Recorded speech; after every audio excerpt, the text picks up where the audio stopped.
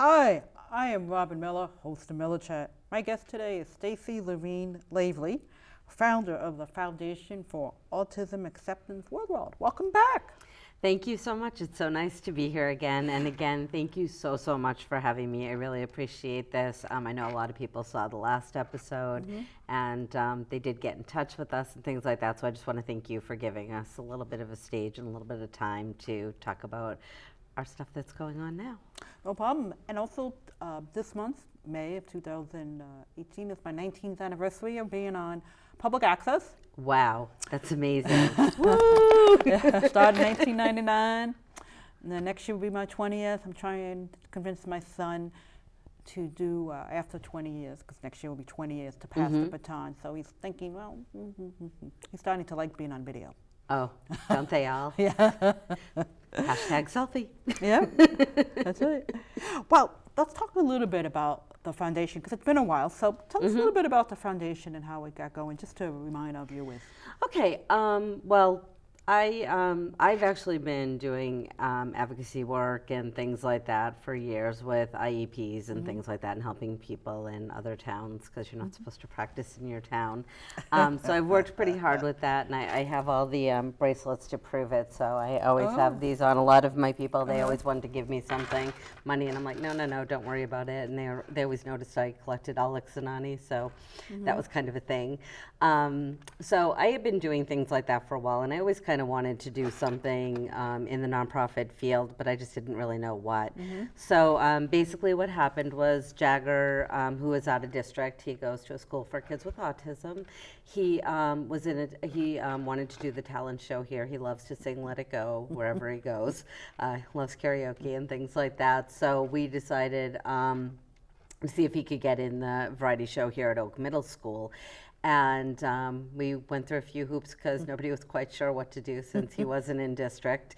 And so we finally got to the person who was the director, and she said, absolutely, come in for an audition. We'll figure out where to put him and all that kind of stuff. So he went in for his audition, and the crew actually loved him from like day one, and they wanted to put him as the act that brought everything into the intermission, which is a pretty cool place to be in a show.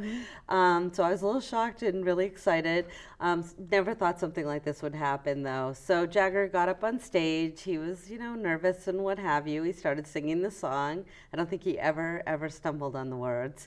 And he got to the chorus, and he stumbled on the words a little. So all the kids started clapping with him, singing with him, and things like that. And, of course, I started bawling my eyes out. And I was like, this is what it is. This is what it's about. It's about acceptance. We have a lot of autism awareness. A lot of, foundations do stuff for people with autism. But how do we accept them into the community, and how do we give them a voice? Right. And that was just that kind of defining moment for me. So as far as I'm concerned, I've always considered the kids in Jagger the founder, more so than anyone else who's been involved. I always say I just did the paperwork. Right. So that's pretty much how everything, got started as far as that goes. So that's where we're at. And then you had the video on Facebook. And then, we actually, Jorge Quiroga from Channel 5 covered it, and he put it out on the Associated Press, and it got picked up all over the world, which was pretty neat. And so we started getting phone calls from like the Daily Mail and ABC News and all that kind of stuff to chat about it. So a lot of them took quotes and things like that from what we were saying. And then Now This, which is sort of like the BuzzFeed of Facebook, I guess, picked it up somehow, and they mashed it up, and they did like some of the quotes that we said and things like that. and it's now, I think, like a 10,148,000 and change when I left this morning. I'm not sure exactly what I want Wow. to say, like 647 or something crazy like that. And I always say I can't even get 5 people to like anything I put on Facebook, so go figure. But it was just such an inspirational story, and not just Jagger, but the kids too. I mean, for them to just, you know, a kid who hasn't been in this district in almost 4 years, to just kind of, you know, pick him up and hold him up and support him and give him that moment. I mean, he's not the kid who's always in the spotlight. He's not going to get the lead in the play or anything like that. I mean, he doesn't have a lot of conversational skills. He's very impacted with autism, and he makes the best of it. He's a happy kid. He's go-lucky. If you say hi to him, he'll say hi back to you. I mean, he's just one of those kids. And they just saw that, I think, in him. And it was just, even now, like, I get teary when I think about it, because they could have just as easily pulled out their cell phones, put it up on YouTube and made fun of it.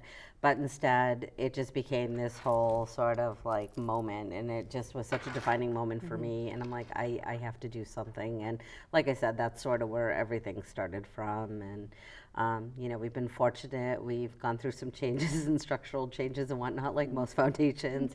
But we have a nice solid board in place, and we're starting to move in the right direction. It took us a long time to get our 501c3, but we are an official 501c3. We went through that really long process, and it just, like every Friday, I think I was the only person in the world who called the IRS every Friday to see if they had, you know, made the determination yet. And they're like, you know, what happens is, you know, if other things that are more prioritized, we need to take care of those first. So we just kind of get pushed down, but we amazingly were, you know, they looked at our stuff, they liked what we were doing, and so we're just so, just feel so amazing. So like I said, we're just starting our initiatives now because we got the determination towards the end of last year. Regarding the 10 million hits, do you know how many translations there were? I mean, do they tell you on the data for that, or countries? They don't exactly. Some of them, if they do write in their native language, there is like a little button that says translate on it. And I personally, and I know this probably is going to sound crazy to you guys, is I have actually gone on there. I have liked every single comment that was positive, anyone who shared it with other people. And I've actually commented to a lot of people who did comment. So I've gone through every single one. I think there's probably like about 5,300 or so comments or something like that. So over the time, you know, this has all happened. I mean, I just feel it's very important, again, to acknowledge those people because they're the people who are going to be accepting our kids into society and our adults and things like that. So it was just very important to me.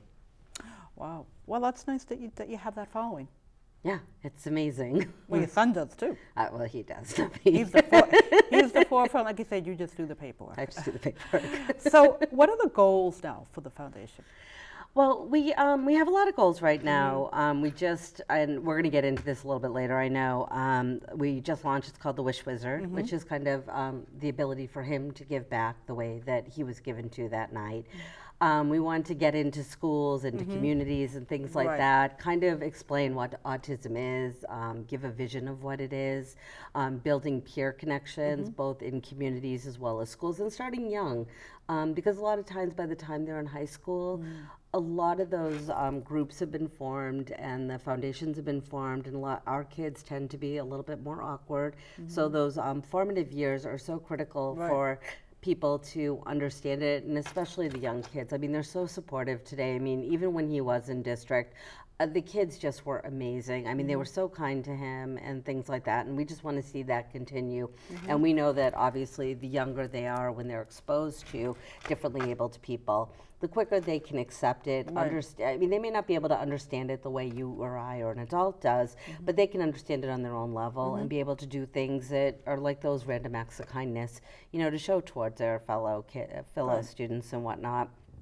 And then again, it gives them that basis as they're kind of going through their life, more of that purpose-driven kind of goals and things like that, and seeing that they can affect change in the world just by something as small as just being kind to someone. So that's sort of some of the things we want to do, community inclusion grants, and then, you know, over the 5 and 10 year strategic plans, maybe touching on like the housing and jobs, things like that. Like we just want to kind of, we want to start slow and build up course. to it, but really kind of doing it all around community. I mean, to us, the ultimate thing would be for people to be accepted into the communities that they live in and supported in whatever way they need to be, and be able to also at the same time contribute, which is critical.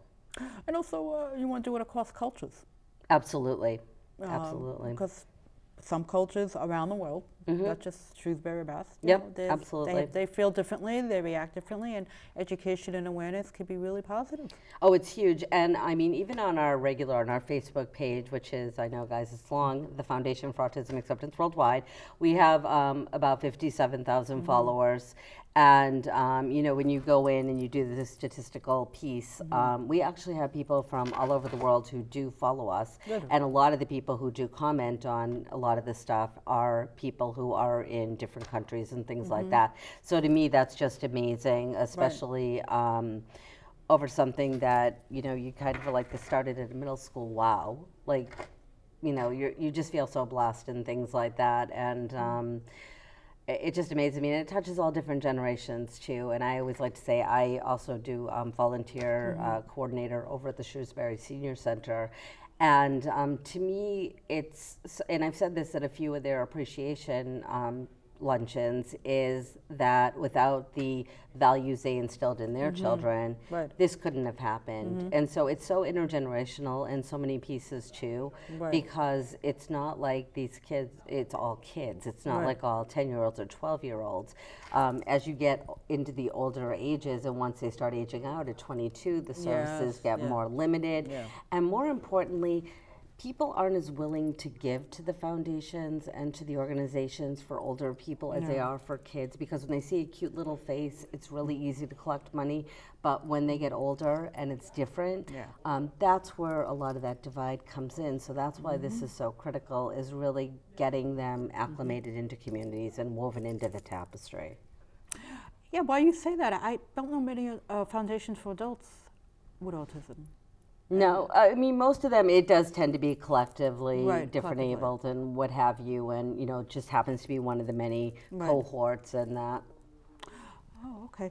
Well, I'm interested to learn more about your Wish Wizard program? Wish Wizard. Okay. How'd you come with that name? That Jagger's name? Well, no. Well, I kind of think of him as a Wish Wizard, but it was, the night of the variety show, he was actually in an Olaf costume, which again would have made perfect sense for people to make fun of instead of include him. So we were kind of, I kept thinking, I want to do something that he's able to give back, and I wasn't really sure how to, go about doing it. So, I kind of was scouring the internet for ideas, and I kind of came across the Make-A-Wish Foundation, which of course I knew about anyway. And I was like, that just feels good. Like, wouldn't it be cool if he could just do, obviously not like trips to Disney World maybe, but if he could like maybe give somebody an experience of going to the theater for a day, or if they needed an iPad to communicate with the Proloco, which is to go, which is one of the it's like a point and click kind of thing for kids who are nonverbal and things like that.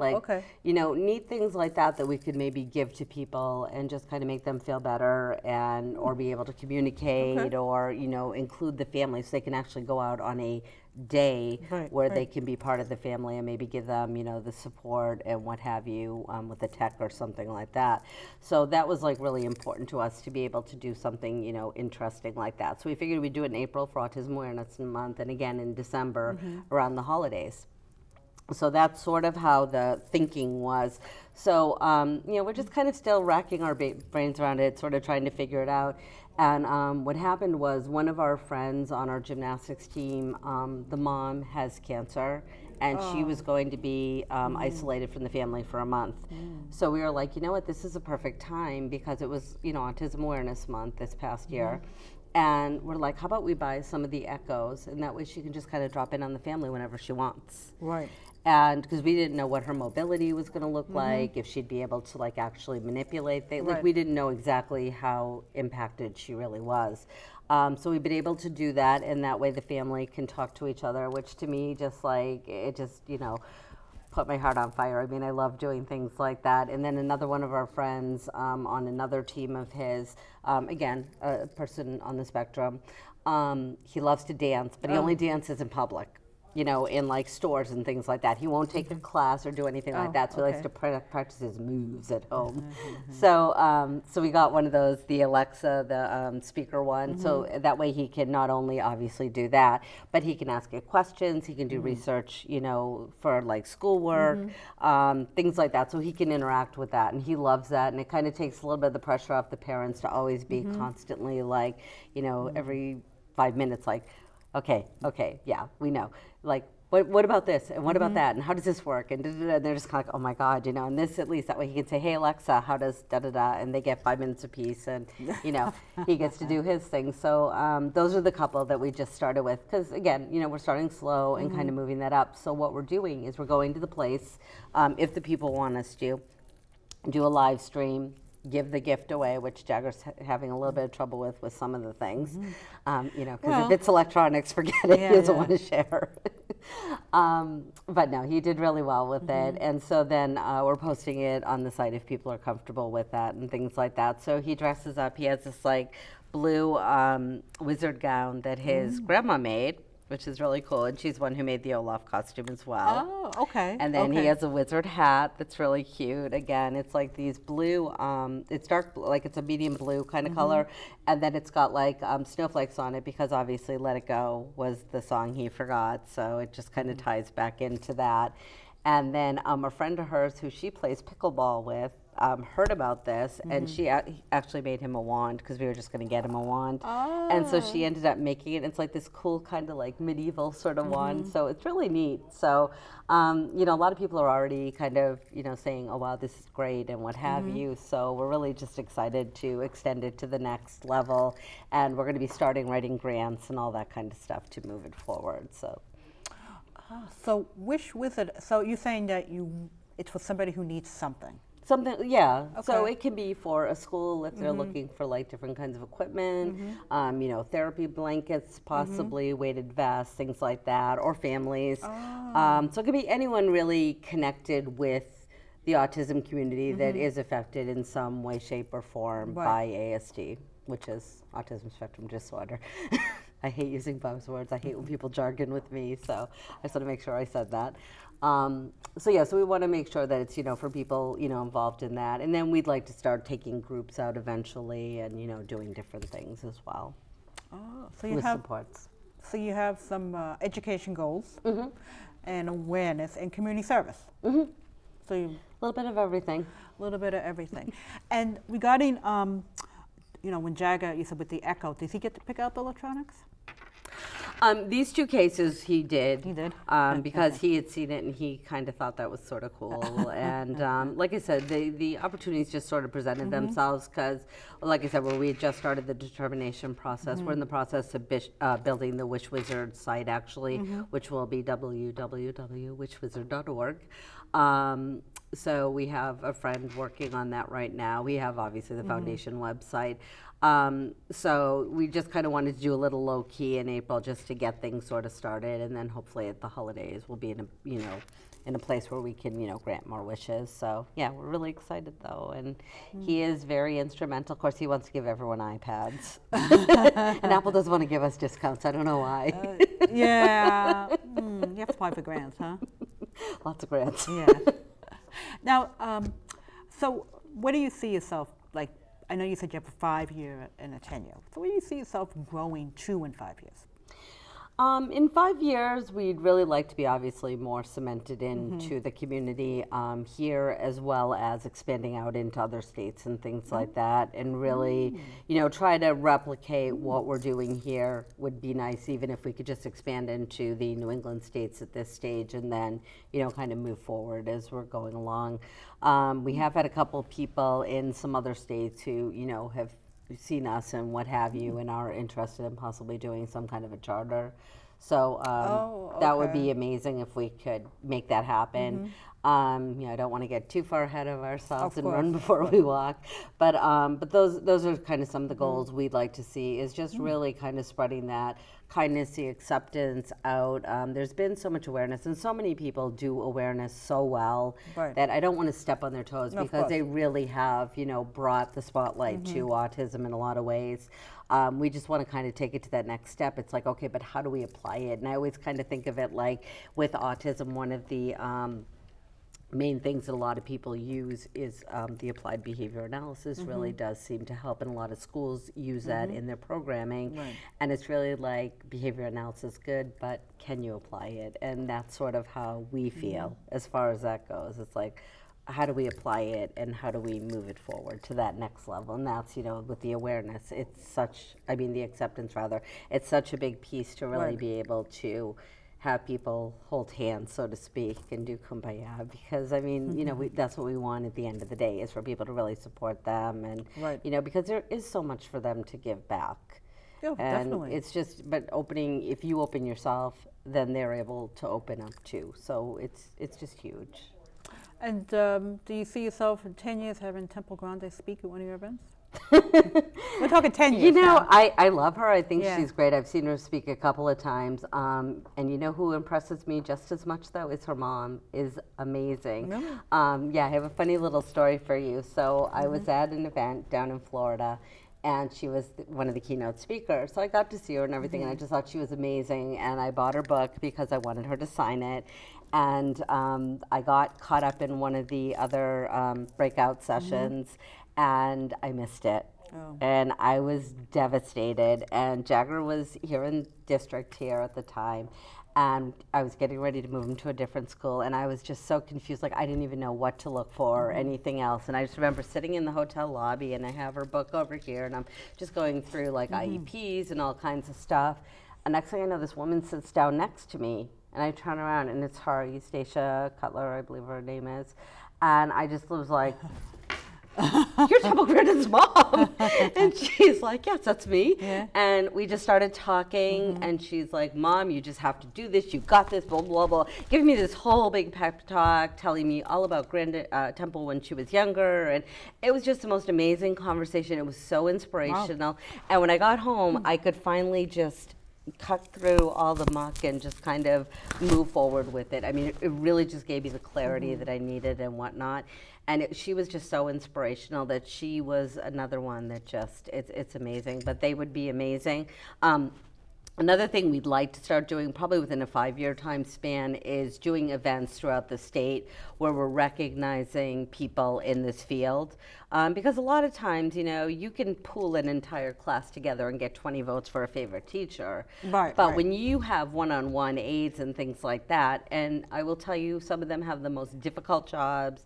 They can be hit and spit on and kicked and punched and blah, blah, blah, and not say a word and just ignore it, be completely stoic and what have you, because that's what they have to do for their job. And they are amazing. And my God, I can't say enough about these people and how phenomenal they are. And the ones we've had in this district, I mean, Jagger just wasn't appropriate to stay here.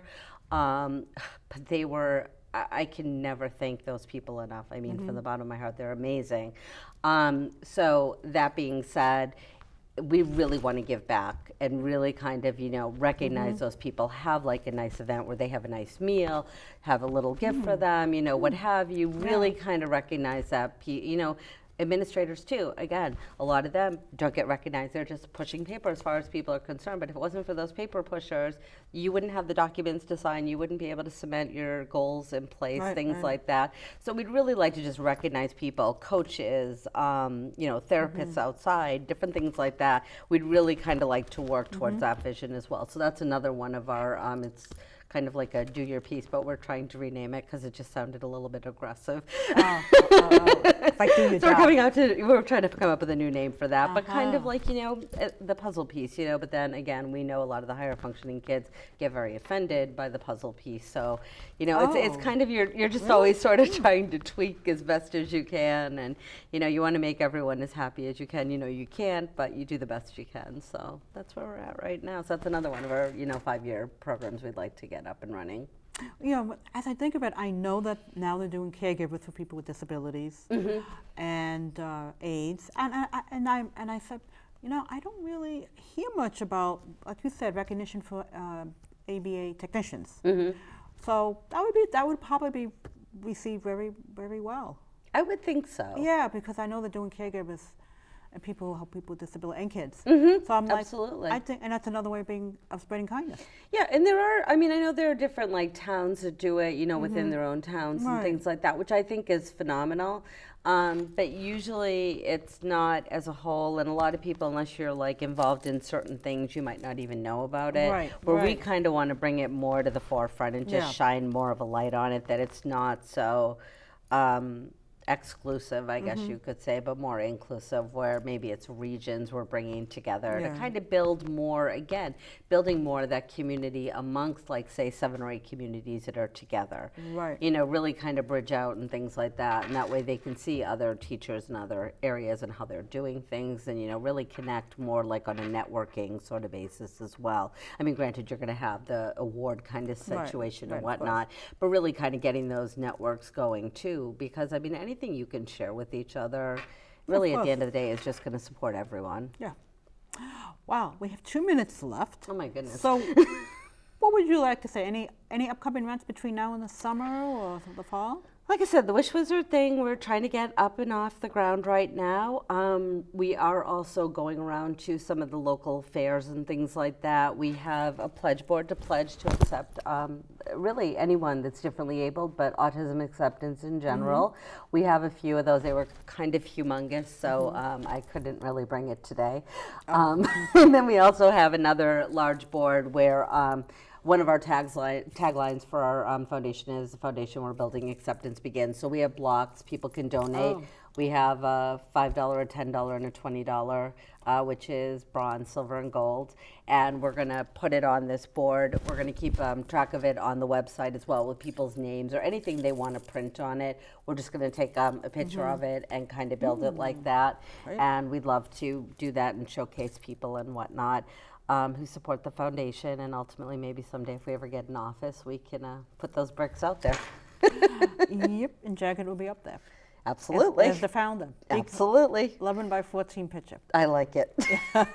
Well, why don't you just, we have less than a minute to go, so why don't you just say how people can contact you? Oh, yeah, sure. So you'd want to contact us. Our website is www.autismacceptanceworldwide.org or wishwizard.org, which isn't up yet. Or you can go to our Facebook page, which is the Foundation for Autism Acceptance Worldwide. You can instant message us there. And on our foundation page, you can also just email us, and that'll get right to us. Well, Stacey, thank you very much for coming on my show. Stacey Levine-Lavely, founder of the Foundation for Autism Acceptance Worldwide. And thank you again so much for having me. Oh, no problem at all. So this has been another episode of Miller Chat. Today is my 19th anniversary show. Yep, started in May 1999. So, to no further ado, I look forward to you guys reading more about the foundation on your Facebook page and then seeing it on YouTube. Have a good night. Good night.